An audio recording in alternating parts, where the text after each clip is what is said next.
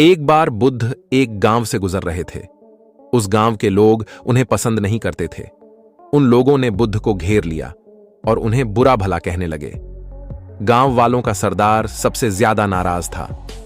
वह तो बुद्ध को गालियां ही देने लगा, पर बुद्ध इस सब से बेपरवाह मंद मंद मुस्कुराते रहे। सरदार काफी देर तक बुद्ध को गालियां देता रहा, लेकिन कुछ ही देर में उसका मुंह सूखने लगा, जिससे वह चुप हो गया। यह देखकर बुद्ध बोले, अगर तुम्हारी बातें समाप्त हो गई हों तो मैं आगे बढ़ूं। मुझे आगे वाले गांव में जाना है। वहां के लोग मेरी प्रतीक्षा कर रहे होंगे। यह देखकर गांव का एक व्यक्ति बोला, हम लोग तुम्हारा अपमान कर रहे हैं, तुम्हें गालियां दे रहे हैं, लेकिन तुम इसका जवाब देने के बजाय मुस्कुरा रहे हो। तुम इसकी प्रतिक्रिया क्यों नहीं देते? बुद्ध बोले, वत्स, तुमने आने में तनिक देर कर दी। यदि तुम 10 वर्ष पहले आए होते तो मजा आ जाता, क्योंकि 10 वर्ष पहले मैं भी तुम्हारी तरह था। अगर उस समय तुम मुझे बुरा भला कहते, गालियां देते, तो मैं भी क्रोधित हो जाता। मैं तुम्हें इससे भी अधिक गालियां देता, हो सकता है हाथापाई पर भी उतर आता। पर अब मैं आगे बढ़ गया हूं। अपना क्रोध, घृणा सब पीछे छोड़ आया हूं। अब मैं उस जगह पर पहुंच गया हूं जहां तुम्हारी गालियां पहुंचने में असमर्थ हैं। तुमने मुझे गालियां दी, यह तुम्हारी भावना है, लेकिन तुम्हारी यह भावना मुझ तक पहुंच ही नहीं रही। मैं इससे आवेशित तभी होऊंगा जब मैं इसमें भागीदार हो जाऊंगा, जब मैं इन्हें स्वीकार कर लूंगा। लेकिन मैं तो तुम्हारी इस क्रिया से निरपेक्ष हूं, इससे बहुत दूर हूं, इसलिए मैं अब भी पहले की तरह शांत हूं। यह सुनकर सरदार बोला, अरे ऐसे कैसे? मैंने तो तुम्हें गालियां दी हैं और वो पूरे गांव वालों के सामने दी हैं। फिर उसे लेने या न लेने का क्या मतलब है? बुद्ध बोले, वत्स, कल मैं एक गांव में गया था। वहां के लोगों ने मेरा प्रवचन सुना। वे बहुत प्रसन्न हुए।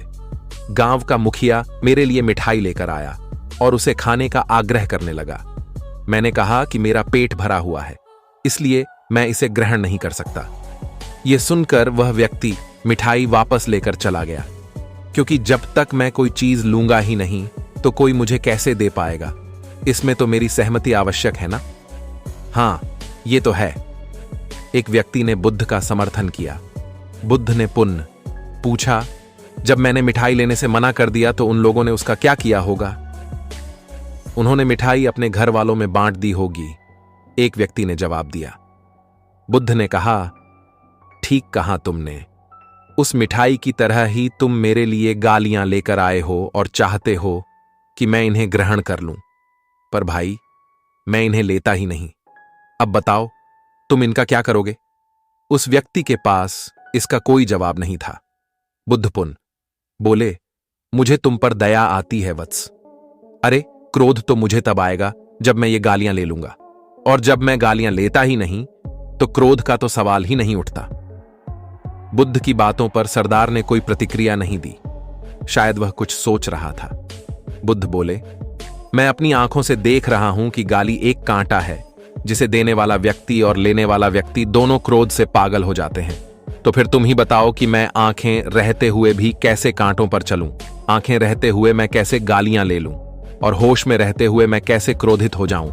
इसलिए मुझे क्षमा करो वत्स, मैं तुम्हारा उपहार ग्रहण करने में असमर्थ हूं। कहते हुए बुद्ध ने अपने हाथ जोड़ दिए। बुद्ध की बातें सुनकर सरदार लज्जित हो गया।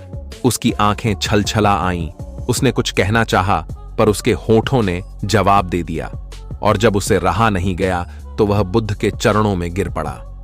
दोस्तों, हम में से ज्यादातर लोग यही समझते हैं कि हमारे दुखों का कारण कोई दूसरा व्यक्ति है, और जब हम ऐसा मानते हैं तो हम अपने स्व नियंत्रण की कमी और अक्षमता को अनदेखा कर रहे होते हैं। वास्तव में यह हम पर निर्भर करता है कि हम दूसरों के द्वारा प्रदान की गई नकारात्मकता को स्वीकार करते हैं या नहीं।